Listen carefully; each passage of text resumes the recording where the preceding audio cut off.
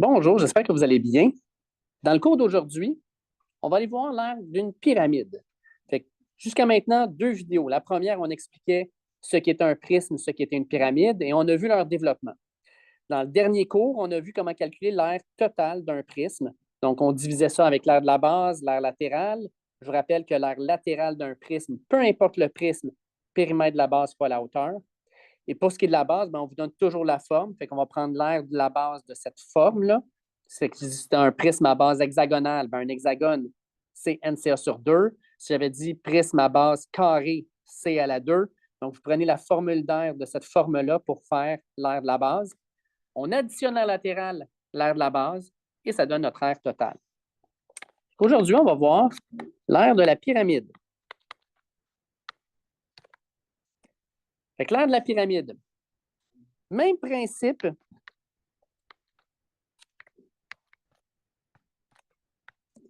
que le prisme, c'est-à-dire que pour calculer mon aire totale, je dois calculer l'aire de ma base plus mon aire latérale. Quelles sont les différences? Premièrement, l'aire de la base. Dans une pyramide, j'en ai qu'une seule. À la différence d'un prisme où j'ai une base en dessous puis une base en haut, où j'ai 2 bases, mais la pyramide n'a qu'une base, le dessous. Fait que j'ai juste une base à calculer dans la pyramide. Pour ce qui est de l'aire latérale, dans la pyramide, ce n'est pas des rectangles que j'ai en aire latérale, ce sont des triangles. Fait que j'ai des calculs de triangles à faire pour pouvoir obtenir ma réponse finale. Fait que la première chose, on va aller voir une pyramide, qu'est-ce que ça a de l'air? Je vais faire un dessin de pyramide pour vous donner les termes exacts. On va aller faire le fameux triangle. On va aller se mettre ça ici. Donc, voici une pyramide à base carrée, par exemple. Ce qu'on avait dit, c'est que le sommet ici, on appelle ça l'apex. Ça, c'est ma base. Pas une grosse surprise. Mais il y a un nouveau terme qu'on va apprendre. C'est un terme qu'on connaît déjà. Si je pars de l'apex et je vais dans le milieu d'un côté de ma base, ça ici, là, on va appeler ça l'apothème de la pyramide.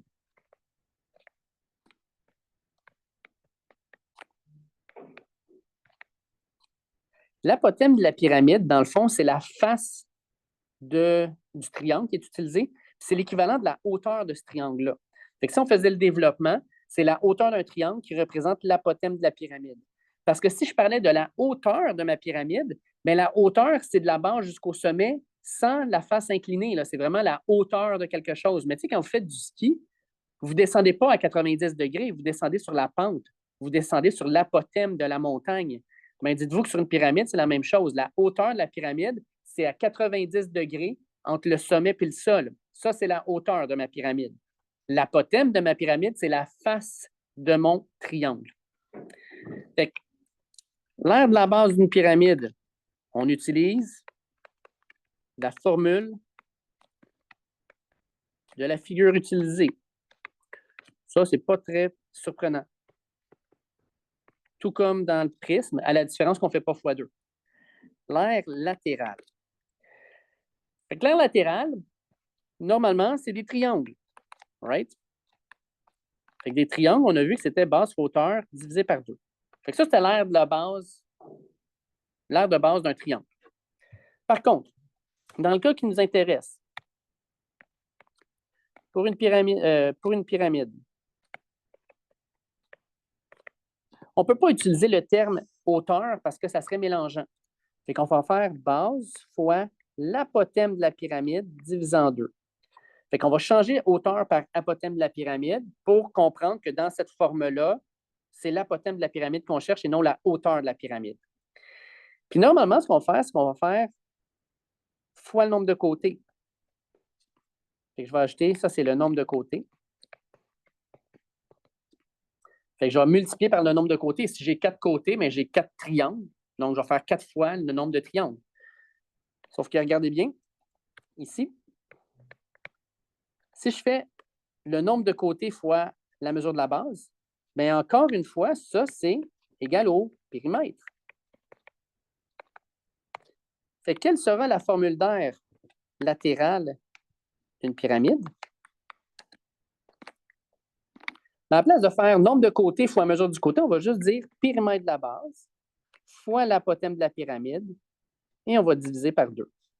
Donc, périmètre de la base de la pyramide fois l'apothème de la pyramide divisé par 2.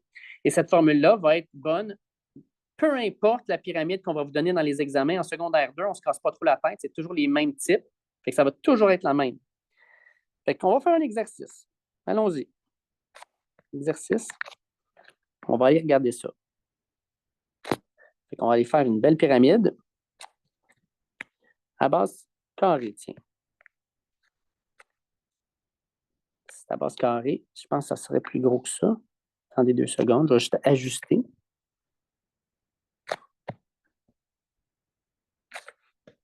Ça ici, ça serait, mettons, 8 mètres. Ici, ça serait 10 mètres. Puis, ça ressemble pas mal à ça. Donc, pyramide à base carrée.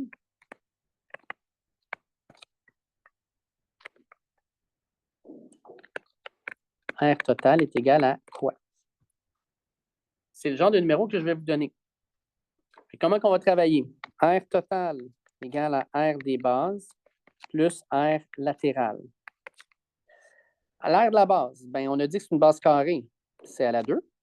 Plus R latéral. L'aire latérale, on l'a en haut. Périmètre de la base de la pyramide fois l'apothème de la pyramide. Tout ça divisé en 2. Fait que mon côté, 10 à la 2, plus périmètre de ma base, ben, c'est un carré, donc j'ai 4 côtés qui mesurent 10 cm chaque, fois l'apothème qui mesure 8, puis je divise tout ça par 2. 10 à la 2, c'est 100. 4 fois 10 fois 8, divisé en 2 me donne, hop là, 4 fois 10 fois 8 divisé en 2 me donne 160. J'additionne les deux ensemble, 260 mètres carrés. Peu importe la forme que je vais vous donner, on utilise la forme de base pour la formule d'air et PBA sur 2 pour calculer son aire latérale. Fait que c'est toujours la même manège. Ça ressemble énormément, dans le fond, à la démarche pour la pyramide et pour le prisme, à la différence que dans la pyramide, il y a une seule base. Dans le prisme, souvent, il y en a 2. Et l'aire latérale d'un prisme, c'est périmètre de la base fois la hauteur, alors que pour la pyramide, son aire latérale, c'est périmètre de la base fois l'apothème de la pyramide divisé en 2. Fait que 2 formules différentes. On va aller pratiquer ça. Page 264 de votre cahier, numéro 1, 2, 3 et 8. Sachez que ces numéros-là vont pratiquer justement l'aire de la pyramide. Puis faites attention encore une fois à la question. Des fois, on va demander uniquement l'aire latérale, puis des fois, on va demander l'aire totale. Si on vous demande juste l'aire latérale, PBA sur 2, that's it, that's all. Si on vous demande l'aire totale, on ajoute l'aire de la base à ça. Bon travail!